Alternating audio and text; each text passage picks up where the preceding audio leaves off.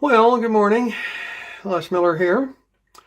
Just wanting to make something different in the way of a video today. I thought I would share one of the health recipes that I was shown many, many years ago when I became a Seventh-day Adventist and shortly afterwards a vegetarian also. I don't do a huge amount of these kind of recipes. I was vegan for a short time after I became an Adventist, but it didn't work for me. Not because the diet was bad or because I didn't like the food, but because of my own extremism and my own interpretation of it. One recipe from those old days that I still love to make every once in a while. It's what I like to call freezer jam, and I'll show it to you down here. Okay, I have picked some fresh raspberries from my garden that I picked just this morning, and I've chopped up some dried apricots. If you use a red fruit with some sort of a lighter colored fruit, you don't want to use raisins or prunes or anything for your dry.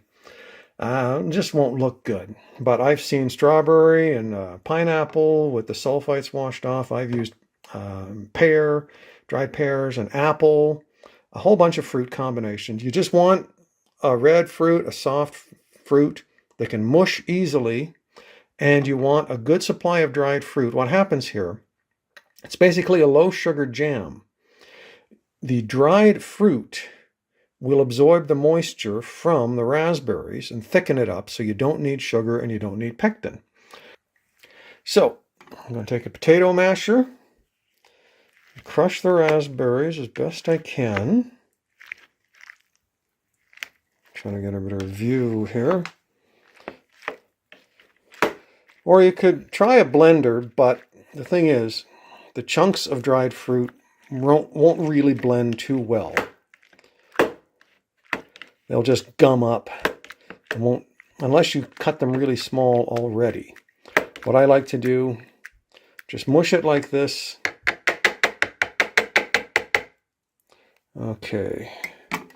And then I stir in the apricots.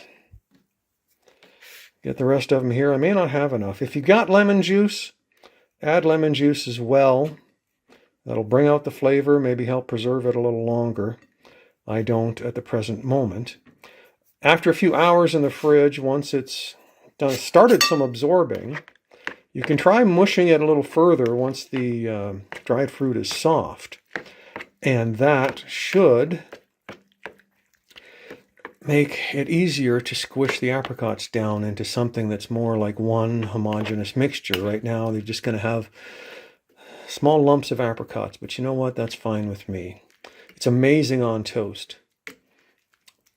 I think they called it freezer jam in my first vegetarian cooking course that I went to because this is a small batch. There's no preservatives in here. There's no chemicals. So it's not going to last.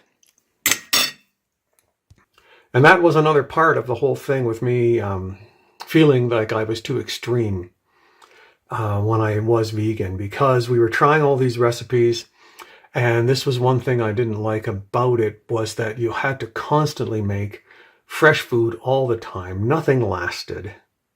So I'm sorry, preservatives are our friends.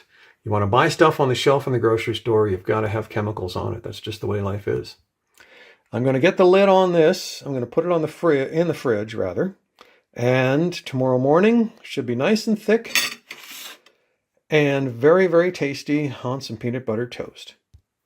Okay, so there you go. I do want to encourage you in your journeys with the Lord, and remember, in 3 John verse 2, I think it is, that He wishes that we be in health.